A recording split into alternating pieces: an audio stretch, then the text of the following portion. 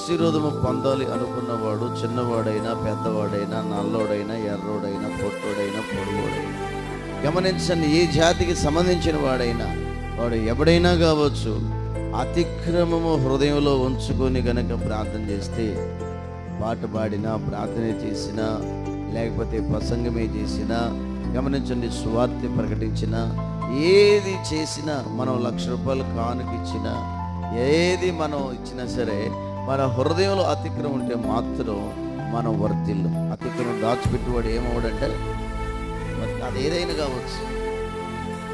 ఒకవేళ సేవకుడైతే ఆ సేవ వర్తిల్లు, ఒక విశ్వాస అయితే వాళ్ళు చేతి పనులు కానీ, లేకపోతే వాళ్ళు చేసే ఉద్యోగం కానీ, వారు చదివే చదువు కానీ, వారి వ్యాపారం కానీ, చూడండి, వాళ్ళ పొలం పంటే కానీ, వారి పాడు పశువులే కానీ, ఏవైనా కావచ్చు, వర్ధిల్లు. ఎందుకని? కారణం ఏంటి?